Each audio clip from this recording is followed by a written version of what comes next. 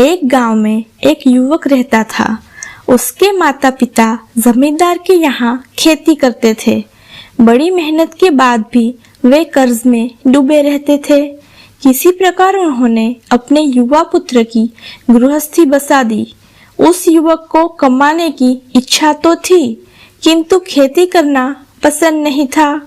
गांव में उसके लायक कोई अन्य कार्य नहीं होने के कारण वह आलसी हो गया। समय गुजरता गया। उसके माँ बाप वृद्धावस्था की ओर थे, किंतु वह निठल्ला बैठा रहता।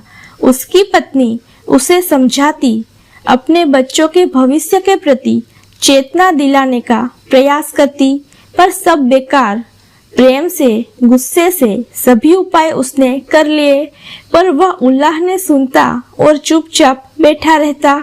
एक दिन पत्नी को अत्यंत क्रोध आया।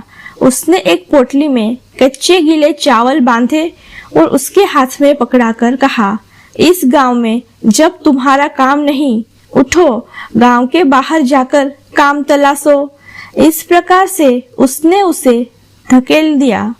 अब घर में रहना कठिन था। वह भी चल दिया शहर की ओर। शायद भाग्य में यही लिखा था। चलते चलते दोपहर हो गई। राह में एक घना छावदार वृक्ष देखकर उसने सुस्ताने की सोची।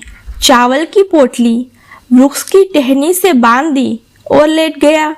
वृक्ष की आरामदेह छांव और शीतल पवन ने शीघ्र ही उसे निद्रा देवी की गोद में सुला दिया। उस वृक्ष पर एक देवता का वास था। उसने टहनी से बंधी पोटली देखी और खोलने पर चावलों की महक ने उनकी भूख को बढ़ा दिया। देवता जो प्रतिदिन विभिन्न प्रकार के भोजन का आस्वाद करते थे, उस दिन उस पोटली के चावल खाकर अत्यंत प्रसन्न व तृप्त हुए।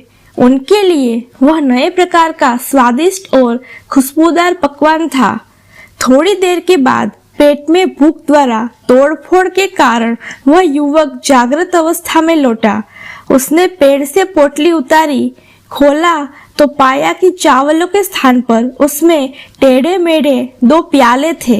वह हैरान रह गया कि चावलों के स्थान पर ये बेढंगे प्याले कहाँ से आ गए।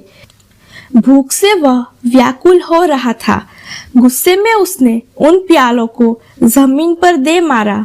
जैसे ही प्याले जमीन पर गिरे, उनमें से सौंदर्य को मात देने वाली परिचारिकाएं हाथों में विभिन्न पकवानों से सजे स्वर्ण थाल लिए अवतरित हुई और उसके सामने भोजन रखा।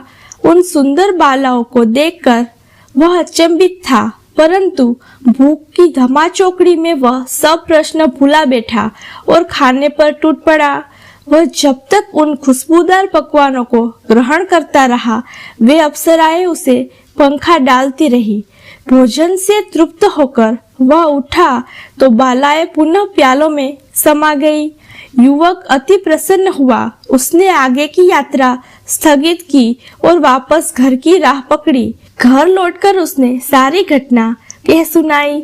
सभी ने उसे ईश्वर की सौगात माना और एक स्वर में कहा, क्योंकि यह ईश्वर की अनुकंपा से हमें मिला है, इसलिए हम सर्वप्रथम कल प्रातः ईश्वर आराधना एवं पूजा करेंगे और फिर प्रसाद स्वरूप पहले गांव वालों को भोजन कराएंगे।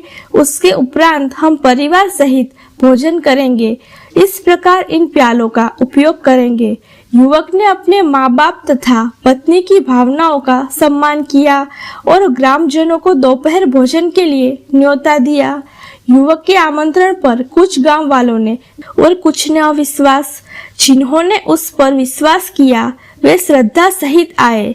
जिन्होंने अविश्वास किया वे घर से खाकर तमाशा देखने आए।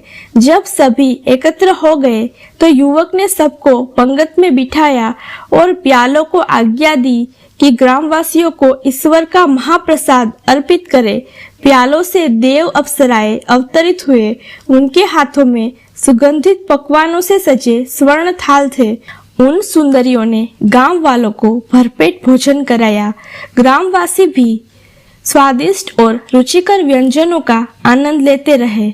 उसी गांव में एक धनी व्यक्ति रहता था जिसे अपनी दौलत पर बहुत घमंड था। गांव वालों से युवक की प्रशंसा सुनकर वह ईर्ष्या से जल भून गया।